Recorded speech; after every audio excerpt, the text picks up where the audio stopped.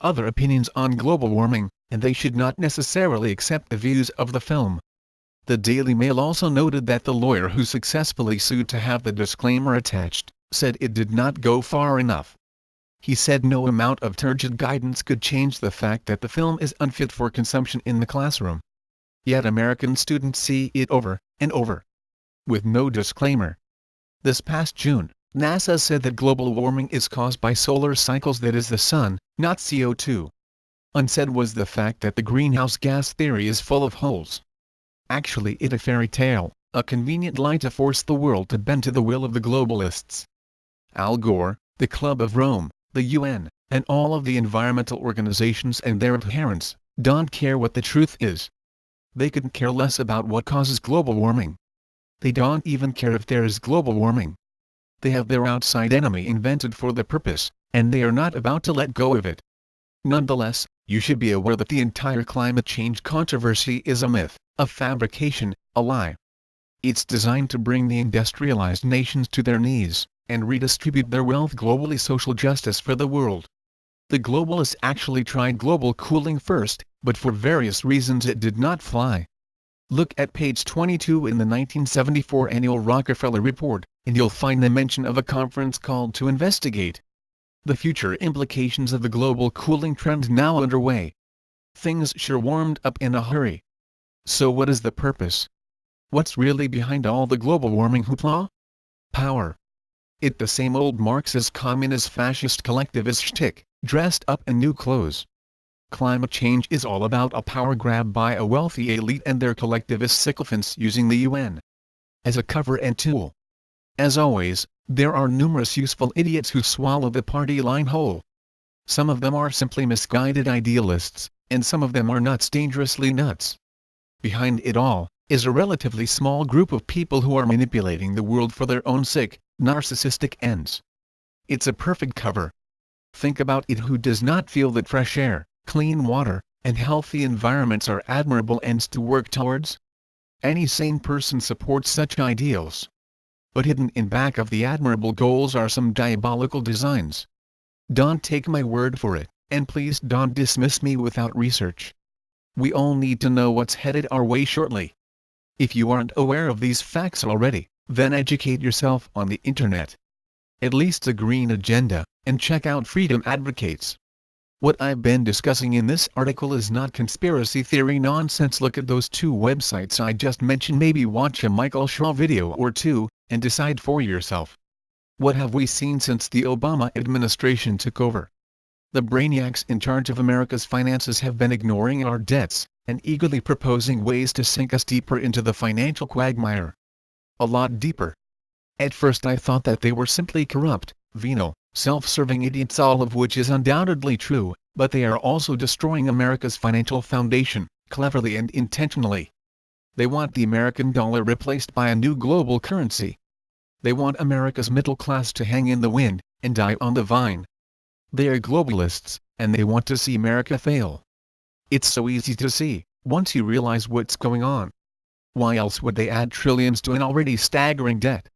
Why else would they try to rush through a cap-and-trade bill that will, in Obama's words, make electricity prices skyrocket? Why else would they try to jam government-run Obamacare down America's throat? Why else would Obama say he'd bankrupt anybody who built a new coal plant? Once you grasp Agenda 21, and the sly machinations of the United Nations and globalizing NGOs like the Club of Rome, it all makes sense. It's the plan. Ruin America's economy, destroy her middle class, and put a stranglehold on her energy grid. At the UN summit at Rio in 1992, the conference Secretary-General, Maurice Strong, said, "Is not the only hope for this planet that the industrialized civilization collapse? Is not it our responsibility to bring that about?" He also says, "Current lifestyles and consumption patterns of the affluent middle class involving high meat intake, the use of fossil fuels, electrical appliances, home and workplace air conditioning, and suburban housing are not sustainable."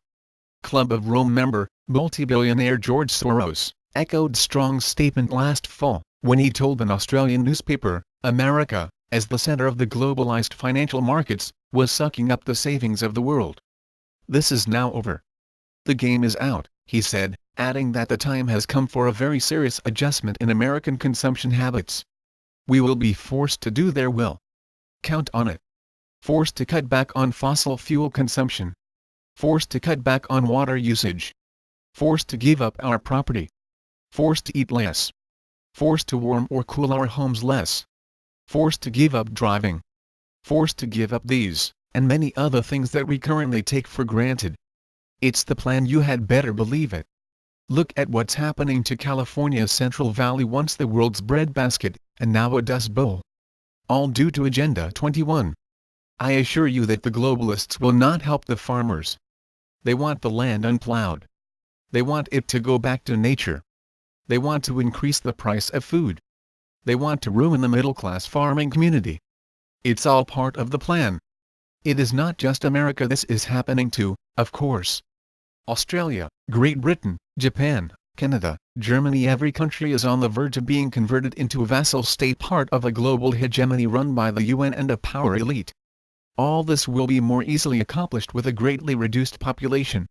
Behind all the warm and fuzzy terminology about smart growth, sustainable development, and think green, lies a very chilling fact. The people behind Agenda 21 want to reduce the Earth's population substantially. In 1996, Club of Rome member and CNN founder, Ted Turner, told Audubon magazine, a total population of 250 to 300 million people, a 95% decline from present levels, would be ideal. A 95% reduction. Recently he has said that getting rid of a mere 2/3 of the world's population would suffice. Getting mellow in his old age, no doubt. The hardcore environmentalists are all biocentrists. That is, they believe that humanity is no more important than any other species on this planet. In fact, to hear them tell it, the world would be much better off without any people at all. Anthropologist and anarchist David Graeber put it like this in an LA Times book review: human happiness, and certainly human fecundity, are not as important as a wild and healthy planet. We have become a plague upon ourselves and upon the earth. Until such time as Homo sapiens should decide to rejoin nature, some of us can only hope for the right virus to come along. Talk about joie de vivre, huh? Speaking of virus, don't you find it a little odd that the UN's WHO World Health Organization is making such a big deal out of what is essentially a run-of-the-mill flu? Given the globalist penchant for population reduction, I am much more leery of the UN's vaccines than the flu. But I digress. At any rate, because these globalists are biocentrists, most of them don't believe in a divine spark in man, or unalienable rights, or God for that matter. In short, they don't have many qualms about killing people. Something else to keep in mind. The globalists place an extremely low value on human life. You know the sardonic comment, "Well, excuse me for breathing?" These people will take that statement literally and probably won't excuse you. After all, you are adding to the Earth's carbon dioxide level every time you exhale. ICLEI Local Governments for Sustainability, I know, don't ask, even has a personal CO2 calculator you can use. ICLEI pronounced ICLEI believes you should know, and of course want to know, the amount of your yearly direct personal carbon dioxide CO2 emissions. To which I say, directly and personally, get lost, or words to that effect. My favorite eco-friendly slogan is "Save the planet, kill yourself." The tenets of Agenda 21 are subtly anti-human, and so are a number of its proponents. Some of these misanthropes are not so subtle at all. There's something deeply disturbed, and disturbing, about too many of these folks. For example, Yale professor Lamont Cole is of the opinion that to feed a starving child is to exacerbate the world population problem. Jesus wept. You might do yourself a favor and peruse the quotes on Free Republic So You're an Environmentalist webpage. If you don't come away convinced that most of these folks are nuttier than a payday candy bar, then I don't know what to tell you. Many of these useful idiots may be crazy and harmless, but they can also be crazy and deadly. Behind them, pulling the strings, and waiting to take over, are the global elite and their one-world government. Do you honestly think that America will last as a free republic until the 2012 presidential elections? I don't think it will last until the 2010 elections. It may not last out the year. In addition to the UN's Copenhagen Treaty, There are numerous other scenarios that could be put into play by the globalists, involving H1N1, the collapse of the dollar, war in the Middle East, or some other curveball from far left field. So America goes down the drain on our watch. It's nothing to be proud of, that's for sure. Is there no hope then? If there are still enough patriotic Americans who value personal integrity and freedom, there's a chance we can still turn this thing around, but it won't be easy. Far from it. Make no mistake, if we lose this one, America and the world will sink into an abyss of tyranny for a very, very long time. Laws Deal. Addendum: this video of Lord Monckton is well worth watching. A couple of PDFs that might be of interest. One is from my hometown on the East Coast, and the other one from a friend on the West Coast. Think green. Here's the PDF of the UN's Copenhagen Treaty. And here's the link to the UN website copy. Jim O'Neill. Most recent columns. Born in June of 1951, in Philadelphia, Pennsylvania, Jim O'Neill. Constitutionalrights.com. Proudly served in the United States Navy from 1970 to 1974, in both UDT-21 Underwater Demolition Team and SEAL Team 2. A member of MENSA, he worked as a commercial diver in the waters off Scotland, India, and the United States.